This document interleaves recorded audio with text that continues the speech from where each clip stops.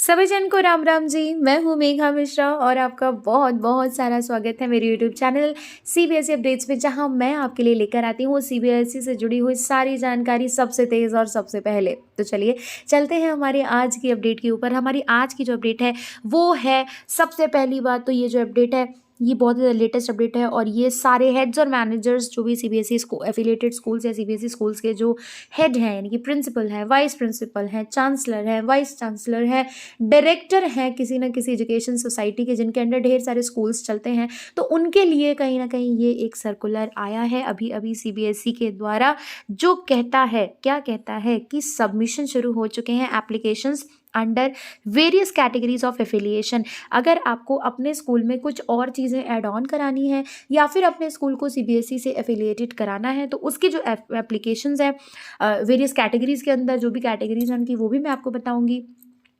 तो वो जो सारे एप्लीकेशंस हैं वो शुरू हो चुके हैं, किसके लिए? फॉर सेशन 2025-26 के लिए। मतलब 24 to 25 में तो जो चीज़ें होनी थी वो ऑलरेडी 2022 तक हो जाए, मतलब एक स्टेप आगे जो है वो चलते हैं, क्योंकि बहुत सारा टाइम लगता है इन चीज़ों को कवर करने में। तो देखिए, चलिए मैं आपको बता देती हूँ कि कैसे आपको, क्या टाइमिंग रहेगी आपकी, क्या कुछ जो चीज़ें हैं वो आपको फॉलो करनी है, और साथ ही साथ मैं आपको ये भी बताऊँगी इस वीडियो में कि कौन कौन सी चीज़ें हैं जो, अगर आपका ऑलरेडी सीबीएसई स्कूल है तो आप उसमें इंक्रीज़ कर सकते हैं, और कौन कौन सी ऐसी चीज़ें हैं जो अगर आपका सीबीएसई स्कूल नहीं है तो आप अप्लाई आपको कैसे करना होगा।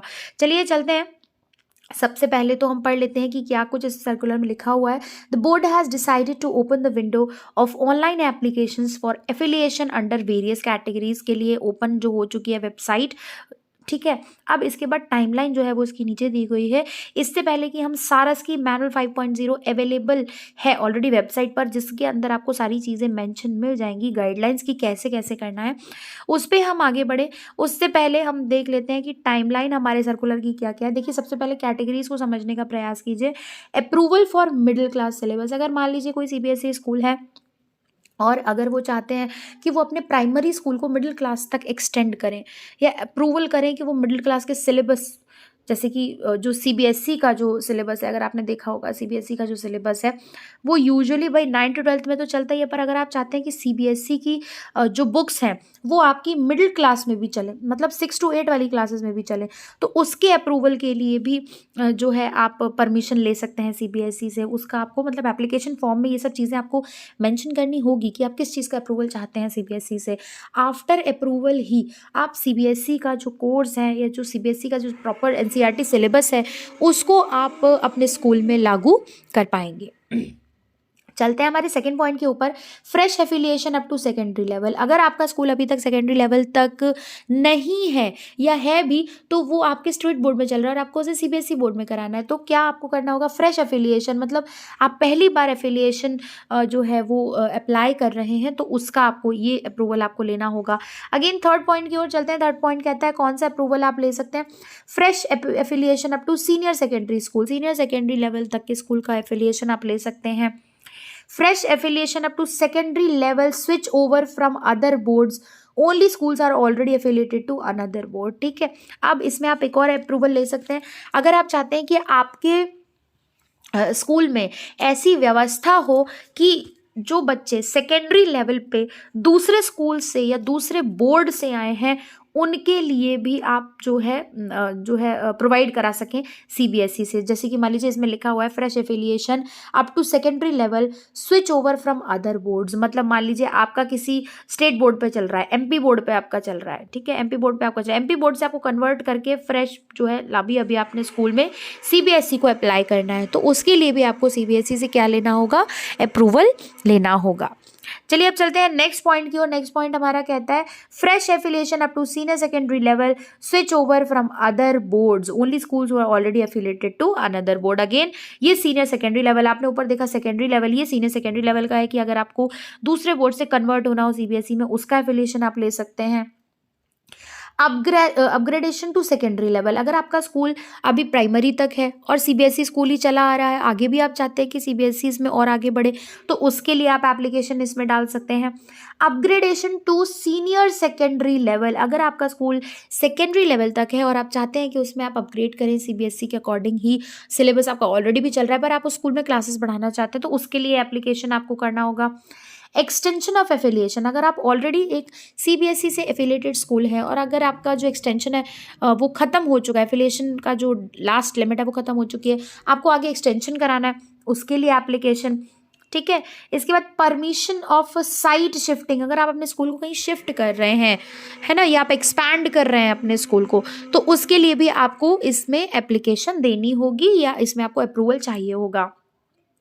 रीस्टोरेशन ऑफ एफिलिएशन, किसी कारणवश कई बार क्या होता है कि हम बहुत सारी जो सीबीएसई या स्कूल्स होते हैं उनको बहुत सारी चीज़ों को उनका क्राइटेरिया समझ के उनकी जो एलिजिबिलिटी होती है उसको पूरा रखना होता है, और किसी कारण अगर मान लीजिए कोई सीबीएसई स्कूल है और मान लीजिए वो उस क्राइटेरिया को पूरा नहीं कर पाए, तो इन दैट केस क्या होता है कि उसकी जो एफिलिएशन होती है उसको ब्लॉक कर दिया जाता है, तो फिर उसको बाद में आपको पूरा जितनी भी एलिजिबिलिटी है उसको कंप्लीट करके रीस्टोरेशन फाइल करना होता है कि हम वापस से अपना जो सीबीएसई का एफिलिएशन है वो वापस चाहते हैं, तो ये हो गया आपका उसका approval, restoration of affiliation.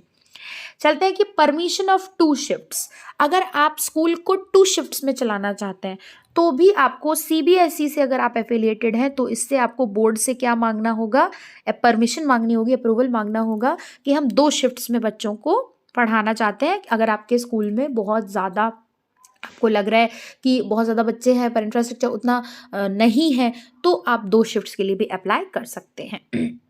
Section increase, अगर मान लीजिए आपने लिखा है कि भाई सीबीएसई में आप ऑलरेडी दे चुके हैं कि हमारे स्कूल में मैक्सिमम, अगर आपकी बहुत अच्छी स्ट्रेंथ है या मीडियम स्ट्रेंथ हम लेके चलें तो मीडियम स्ट्रेंथ में आपके हर क्लास में 4-4 सेक्शंस होंगे, बट सडनली क्या हुआ कि आपकी जो स्ट्रेंथ है वो एकदम से बढ़ने लगी, आपका स्कूल बहुत जल्दी ग्रो होने लगा, तो इन दैट केस आपको क्या करना होगा, आपको 5 सेक्शंस करने होंगे, बिल्कुल करने होंगे, पर 4 to 5 में लाने के लिए भी आपको क्या चाहिए होगा, सीबीएसई का अप्रूवल चाहिए होगा।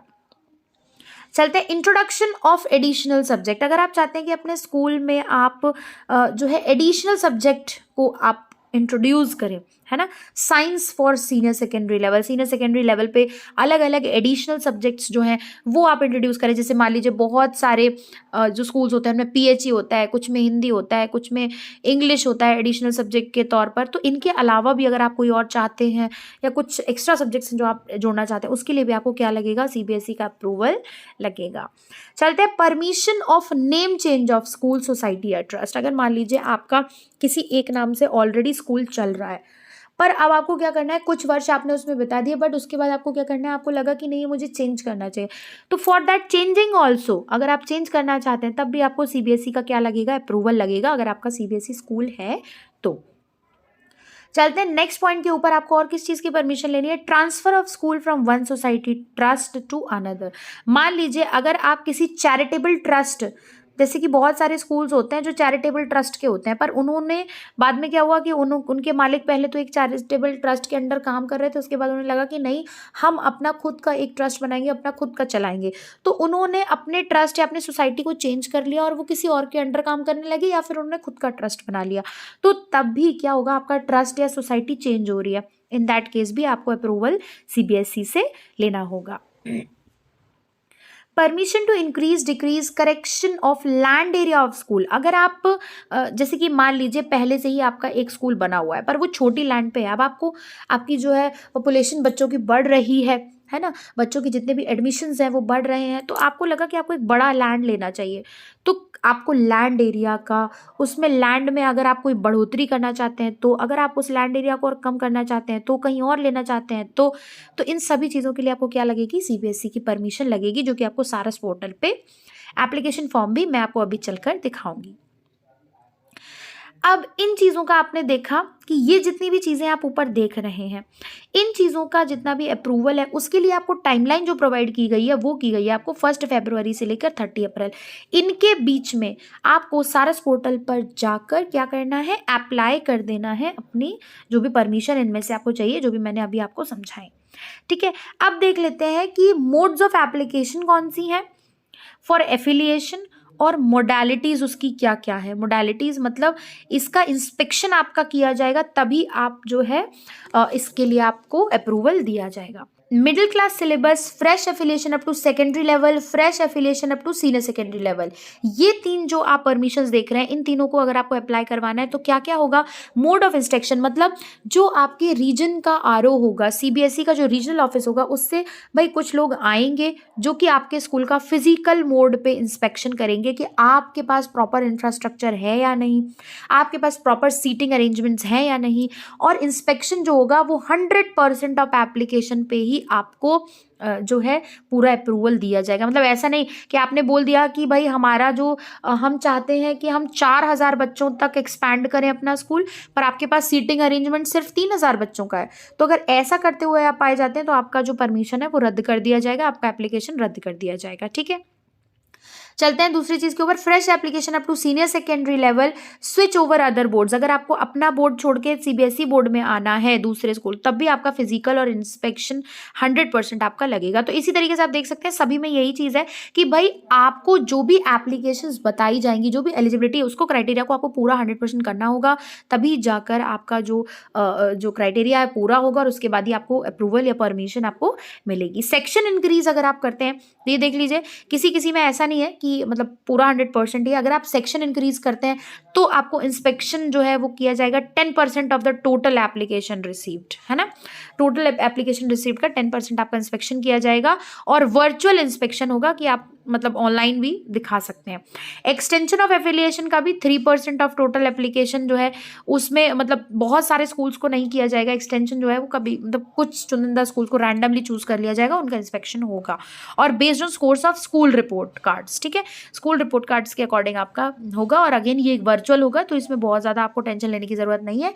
Introduction to additional science subjects, अगर मान लीजिए आप एडिशनल सब्जेक्ट्स जो है वो ऐड कर रहे हो, दैट टू साइंस के सब्जेक्ट्स हैं, तो उसमें क्या होगा, इंस्पेक्शन होगा आपका 100% ऑफ एप्लीकेशंस।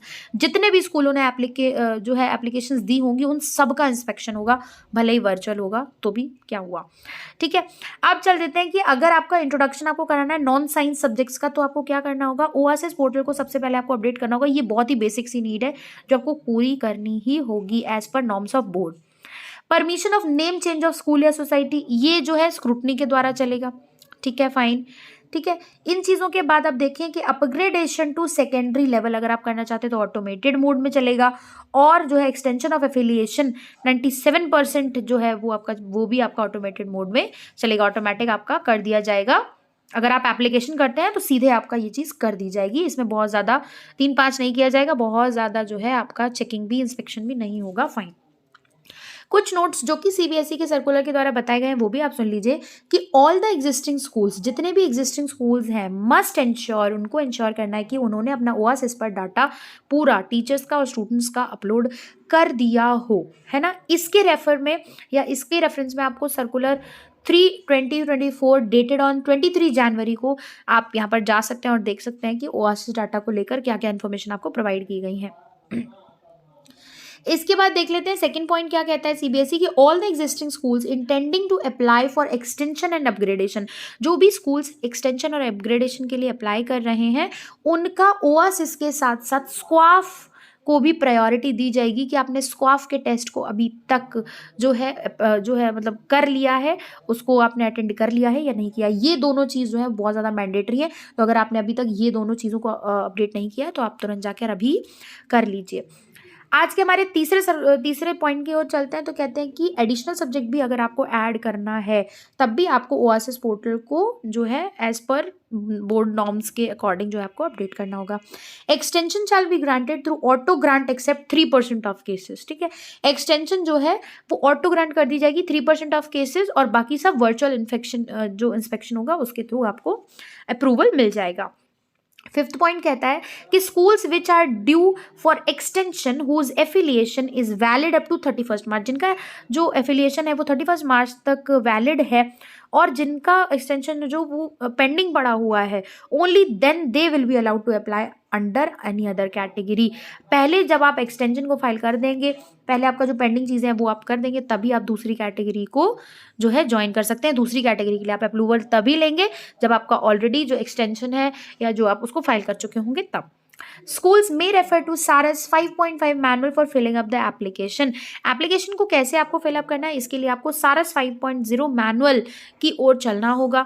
तो चलिए मैं नेक्स्ट वीडियो ये ज़रूर लेकर आऊँगी बहुत जल्द ही कि SARAS में आप एप्लीकेशन फॉर्म कैसे भरें। आज के सर्कुलर को मैंने आपको होपफुली एक्सप्लेन ठीक से कर दिया है, और आपको समझ में आया तो प्लीज़ मेरे चैनल को लाइक शेयर सब्सक्राइब करना मत भूलिए, और ज़्यादा से ज़्यादा टीचर्स और स्कूल्स के साथ शेयर कीजिए, सो दैट सारे स्कूल्स जो भी इस तरीके की प्रॉब्लम्स को फेस कर रहे हैं या जिनको नोटिस के बारे में जो सीबीएसई लेकर आती है, कोई भी नोटिस के बारे में अगर आपको पता नहीं चल पाता है तो आप मेरे चैनल को सब्सक्राइब ज़रूर करें।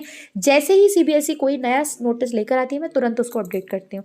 चलिए मिलती हूँ आपसे नेक्स्ट वीडियो में, तब तक के लिए हंसते रहिए मुस्कुराते रहिए। राधे राधे जी।